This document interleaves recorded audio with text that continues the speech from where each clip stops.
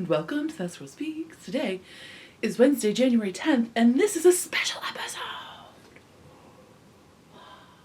Special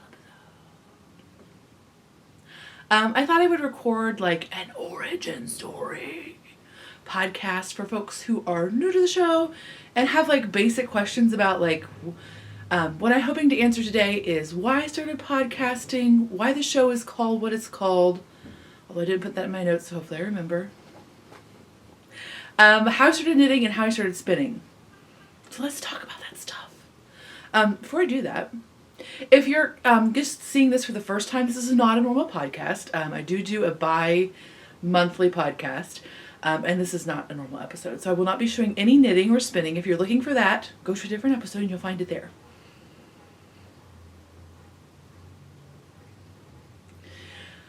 Let's start off with... Oh, I didn't finish to introduce myself. I'm Amy Beth, also known as the Fat Squirrel on Ravelry, and the Fat SQRL on Instagram.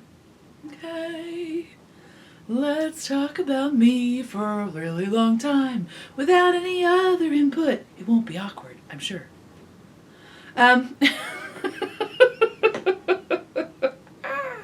So I thought the first thing I would answer is why I started podcasting. And then we'll get into like more of like why I started knitting and spinning later, because I figured maybe not everybody cares about that, but some people do care about why I started podcasting and why the show is called what it's called. So I started podcasting. I had just been laid off. Well, not just been. I had been laid off from my like desk job that I did not enjoy. It was like the best thing that ever happened to me in my career. Because I had a daughter who was 3 when I was laid off. I think by the time I started the podcast, she was 4. So it gave me a chance to really remove myself from the work culture that I was involved with, which was not a good one. Not that any job I had was not a particularly good job. I had just been doing the same kind of jobs for a long time and not finding success in them. And I just mean like personal success. I don't mean like accolades or anything, but just not feeling ever like I was particularly good at any of them. Nor were they financially more than sustainable, more than just basically sustainable. So it just was a good time for me to be like, what is going on? I need to re-examine that and figure out what's going on. So during that time, I started knitting again more because I was taking my daughter to things like our park center, like gymnastics and things like that. And so I had more downtime than I had in a long time. So I started knitting again. And then during that process, I started spinning again. And when I was looking for spinning tutorials, I found the Knit Girls. They had done a spinning tutorial, and I found their podcast. And I never knew that there was such a thing as knitting podcasts. And so I quickly became very interested in them, watched a lot of different folks, and then thought, hey, I'm knitting more and I have this extra time and I'm trying to do more self-reflection. Maybe this would be a good thing for me to do. I'm not particularly good at engaging people socially sometimes, so I thought, well, maybe that would be like a good way for me to enter into this whole thing. So I did. Why I called myself the Fat Squirrel. So that's how I started podcasting. That's really it. I started with a webcam. I think it actually may have been my computer's webcam, or maybe I bought a webcam. I can't remember. But that's how I started. It was actually before YouTube would even let you have more than a 5-minute video. Right. Unless you were like fancy or something. I don't know. But it was a long time ago. Okay. And then why I decided to call myself the Fat Squirrel and why I called the show the Fat Squirrel Speaks is because, hi, I'm fat. I don't know if you can tell. This is actually my skinniest view, but like I'm a fatter person this way. It's really nice because I get to introduce myself this way and feel more confident. And all my mirrors, like when I look in the mirror, I'm like looking this way. So I'm like, hey, looking good. It's very convenient. But the reason I call myself the Fat Squirrel is just a reminder to myself and to other folks, like, when you see us like an animal, nobody's like, nobody's like, oh, look at that morbidly obese squirrel. What is wrong with it? It's going to get the diabetes. It must eat too many Cocoa Puff, Coca-Cola, ho-ho smoothies. No, people are like, oh my god, look at that squirrel! It's so very cute, it's gonna survive the winter! That's what happens, right? So, that's the reason I call myself the fat squirrel. I'm also trying to normalize the word fat in my own small way. So I use the word fat a lot. Well, not a lot. I use the word fat more than people who are uncomfortable with the word fat. Maybe that's a good thing to say. But that's another reason. I really do believe there are a lot of people who feel very uncomfortable calling me the fat squirrel, and that's okay. You don't have to call me the fat squirrel. I will go by Amy or Amy Beth or Hey, knitting lady. Like I'm flexible. But I think it's a good word to say. Like we've attached such a negative judgment to the word fat that we can no longer use it without feeling like it's a mean, awful thing to say when it's really just an adjective. So that's why I call myself the fat squirrel. Okay. Now what else? Oh, then the last thing about the podcast itself. Just as a brief thing. Some people have asked me before, and I've talked about it before, but I thought this is another place to insert this discussion, is that I do not monetize my YouTube channel. Now, that doesn't mean that you will never see a commercial on my YouTube channel, but I do not benefit from those commercials if you do see them. Meaning, I'm sure that YouTube has to generate its revenue in some way, and so you may see those commercials, but I am not getting a kickback from those. And let me be completely frank and say, I don't care who monetizes their channel. I actually don't pay attention to who does it. I'm never like, except when it's like a super new agey person and then they have commercials in the middle of their thing. And then I'm like, somehow that just doesn't ring true to me. But no, that's neither here nor there. So I was already done recording, but I had to come back and say that as I was editing, I realized this statement could have been misconstrued. I'm actually referring to this dude specifically who does like self-improvement, like new age chakra / crystals / that kind of stuff videos, and which like there's just random breaks like right in the middle of him talking about something of YouTube commercials. So I was not talking about a knitter. I don't want anybody to be like, who is she talking about? I know that's what you're doing. Okay, not you, but you over there, I totally heard you. That's not what I was doing. I was judging somebody not in our community, which is totally acceptable. But I am not making that, it's not a judgment on anybody else or even myself. It's just I don't choose to monetize in that way. And that is because ultimately I feel that commercials are made to make us buy things. One of the really effective ways to make us buy things or spend our money is to make us unhappy with our current situation. Like, I feel like that's basically what advertising is, right? Like, no judgment. It's a huge industry. It employs a lot of human beings. It creates amazing art, but it's not what I want for my channel. And I could have this terrible fear one day that I'll be talking about something that's like fat positive and, just living my fat lady life, which is happy and good and all around A-okay. And then you just see like a terrible bariatric surgery commercial, like right after or right before. And I'm just like, I can't live with that on my soul. Again, no judgment if you're getting a bariatric surgery or if you have a friend who did. That's fine. You do you. But I don't want it on my channel. That's all. Okay? Okay. So the next question is, how did I start knitting? I started knitting in 1996. It was actually, I taught myself to knit. I wish I had that book. That would be a very funny discussion. My mother had one of those. I come from a very handcrafting family. Like both my mother and my grandmother are very much into hand work. Now, they don't knit. They crochet, they They crochet, they sew, they quilt, they embroider. I'm sure they've tatted something. I'm sure they've macrameed something. My mother was a professional florist. My grandmother also worked in the floral industry. Like, they're handcraft people. Those are not really handcrafts, but you know what I mean. Okay? Okay. But nobody knits in my family that I know about anyway. Definitely not in my immediate family. So, at some point in my pre-graduating from high school life, we purchased these 2 books from Joseph Beth Booksellers in Rookwood Pavilion in Cincinnati, Ohio, because I'm from Cincinnati. Why on earth? I can't remember if I purchased them or my mother purchased them. I actually feel like I purchased them.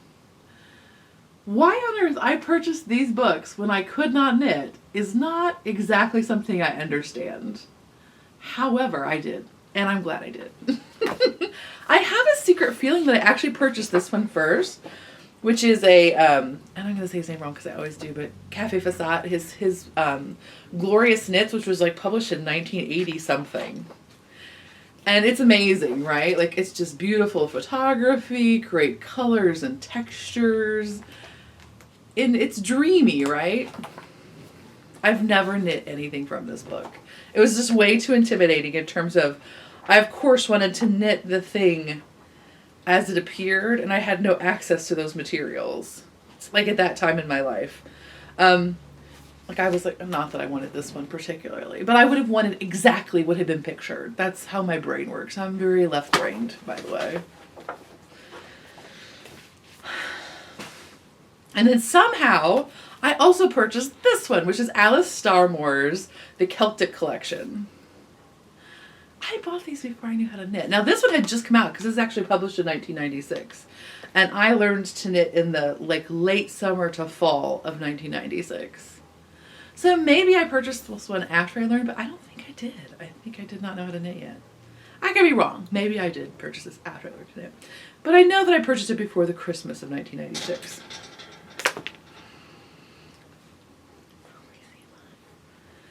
So I taught myself to knit, like I said. And when I went to college, I had like 4 skeins of some like marled yarn. I don't even know what it was, but it did have some wool content, which was amazing to find back then. Like, there was no wool at your local big box craft store. Joann's did not have wool back then, or if they did, I certainly did not know about it. Maybe Woolies, but that was about it. So I had this yarn I somehow got. I don't know if my mom took me to like a yarn store in Cincinnati somewhere. I don't know how I got it, but whatever, I did. And I proceeded to make this insane garter stitch. I think I was trying to make like a wrap, maybe? I don't even remember if I had a goal. A scarf. But it actually just turned into this insanely gigantic garter piece something. Garter stitch. I don't think I ever bound it off, but I think it was like 4 skeins of just like insane garter stitch. But so the second thing I ever knit was a sweater in the round that had cables in the yoke, and I didn't know how to purl when I cast on that sweater. It was knit in the round. I wasn't going to need to purl for quite some time. Not until I got to the cables.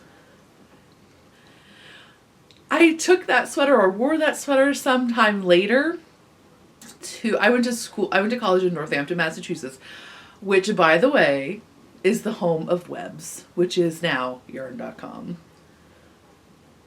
I didn't go to college before the internets, but almost. So I was actually wearing that sweater at one point in the other Northampton yarn store, which was called Northampton Wools, and which I went to much more often than Webb's, quite frankly, when I was in college, because Webb's was a little bit further, and it was out in like some weird industrial area. Well, it still is, I'm sure. Actually, I'm sure it doesn't look like that anymore now at all, but at the time, it was a more industrial area where there was nothing else that I needed to do. So Northampton Wools was actually in town, like down the street from the CVS. So I went to Northampton Wools more often. Anyway, I wore that sweater in there one time, and she was like, very politely, acknowledge, like she was very polite and told me that I actually had knit the entire thing incorrectly. All of my stockinette rows were twisted because I wrapped my yarn in the wrong direction. Because I'm sure as I learned to knit from like my mother's Better Homes and Gardens craft compendium, that I thought it didn't matter as long as I got the string around the yarn, the needle in some way. So anyway, I cast on that sweater before I even knew how to purl. And then my second project ever. Now I don't know, maybe that's not true. Maybe I need like a hat or something, but I don't remember. I do think that like literally my second project ever was from this book. And I made my grandfather. I should put it posted on it. Sorry. I made my grandfather this vest, which I'm going to get to any second, book. And it has no fewer than 11 colors on it. Did I know how to do stranded knitting when I started it? No, I did not. Not at all. So that was that was my second ever sweater, my first Fair Isle project. 11 colors. I can still remember going to, what's it called? Shoot. Now I can't remember the name of the yarn store. But it was a yarn store. In fact, it was mostly a crewel embroidery store. And then they had some yarn, like in an annex, kind of like anteroom area. Oh my gosh, I can't remember what it's called. Anyway, it was very snooty patooty. So snooty. In Hyde Park in Cincinnati, which is a very fancy pants neighborhood. I wish I could remember what it was called. Anyway, I very vividly remember going into the back and they had Rowan. They had Rowan wool and picking out the colors for this vest. And it was insane. It was insane. 11 colors. So that's what I did over my Christmas break. My first year home from college. I'm a wild one, y'all. Watch out. I'm crazy. I'm a partier. And really, I feel like ultimately, I knit a lot in college. And I think the reason I knit so much was to have an excuse to watch television. Because I went to a college full of a lot of really hardworking people. And I am hardworking to a certain extent. But I also enjoy not working. So it felt very conspicuous to hang out and watch television when everybody was studying very diligently around you. It was much easier to have your, what time was Xena Warrior Princess on? I can't remember. But it's much easier to have your Wednesday 7 p.m. In front of the television if you felt like you're getting something accomplished. And I'm still that way now. Like, this was before Netflix streaming, but sometimes you just needed to check out a series of Murder, She Wrote from the library and watch a bunch of it and knit. And we didn't have televisions in our room. I guess some people did, but I didn't. I don't think actually anybody I know had a television in her room. Because we couldn't have cable or anything. That's right. No internet in our rooms, y'all. I don't know how anybody goes to college now. I would never get anything done. It would be insane. Pre-Ravelry. Anyway. So, sometimes you felt like I felt less conspicuous for my daily post-lunch Murder, She Wrote Magnum PI session.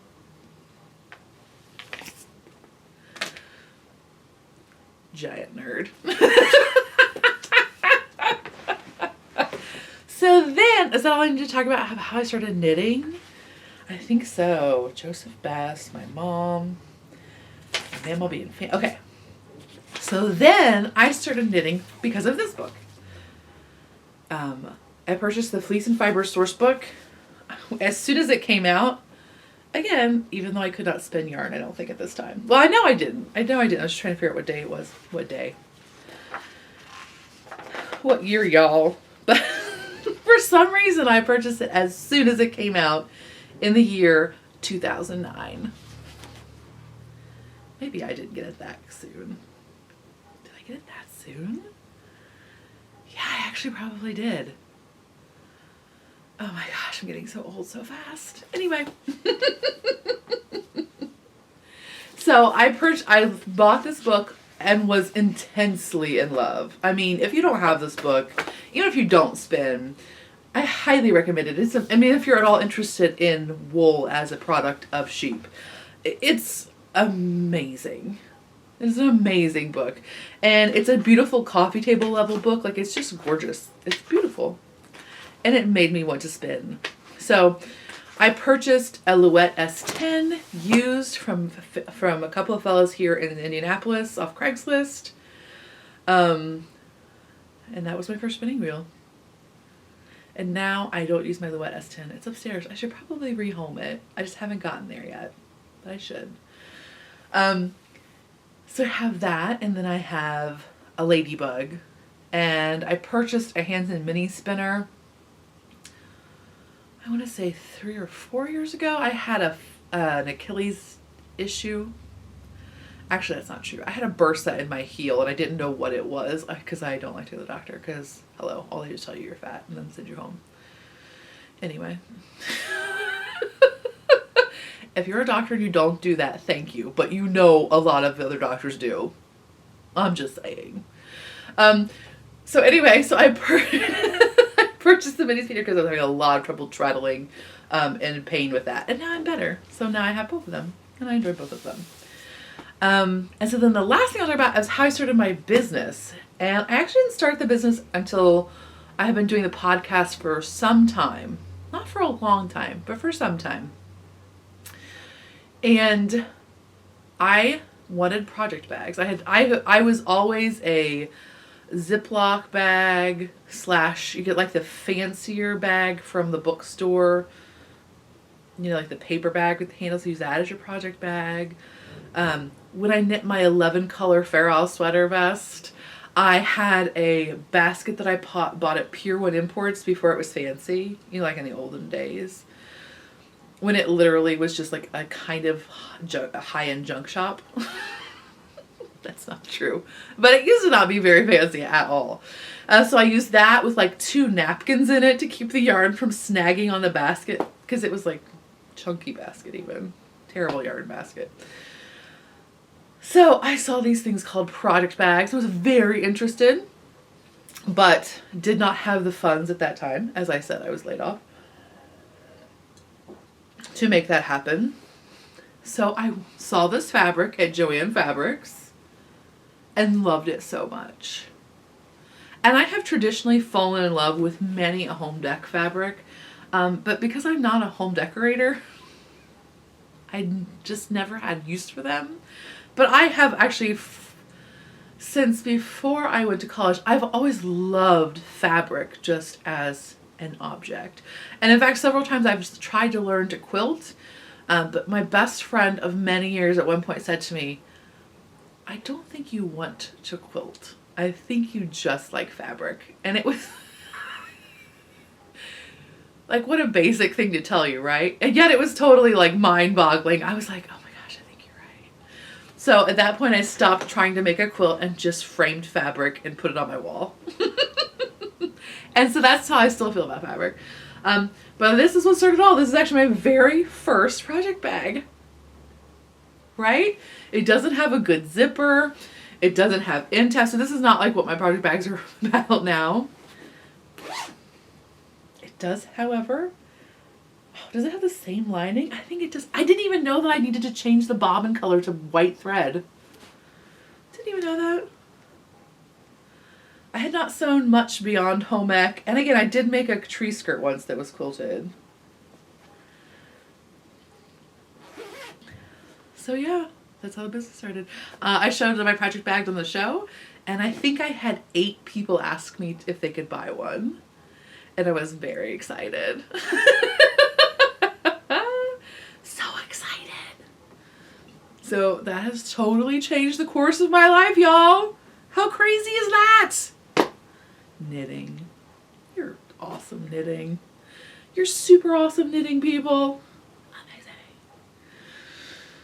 So yeah. I really did. I went from a life of like working these desk jobs I was terrible at. I did have one job as an artisan baker. I want to make sure before I say it out loud. But it was the only job I ever had that I liked. And it was not easy. It was terrible. It was hard. I cried at that job more than I cried at any other job, I think. Which is not much. I'm not a huge crier, but like I was pushed to deep emotions. So it was definitely not the easiest job I've had. It was very stressful.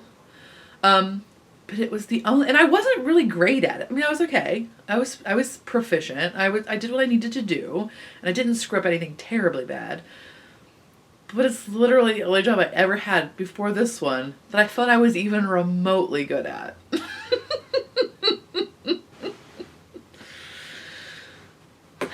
But I feel like I'm pretty good at this job. So that's really exciting. And if you would have told me that when I was 18 years old, 22 years old, 25 years old, I would have been like, settle down, crazy future lady. That's obviously not the Star Trek reality that I will be a part of. You're in a parallel thing. Nope, 18-year-old you, this is totally what's going to happen. It's going to be great. So I think that's all. A very, very deep thank you to everybody who's watched the show. I know you're not all still watching, but I do want to just put it into the universe. I want to put it into the energy system. So I'm deeply, deeply grateful. As I said, this is the most successful I have ever felt in my career. I have felt like a failure for a very long time. So I want to just I am so deeply thankful.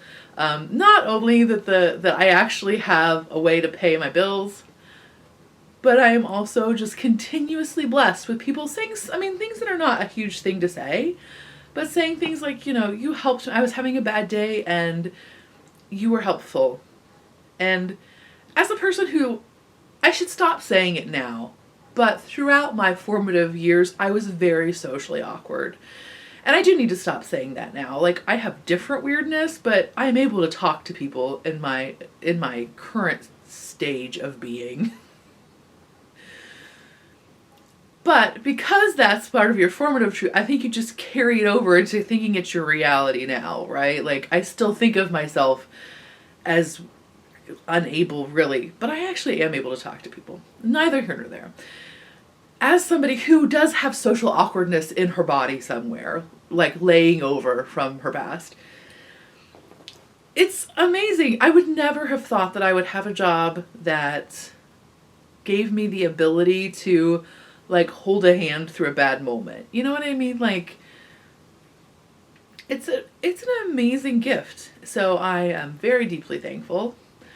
And I think that's all. Okay, I'll talk to you next time. Bye.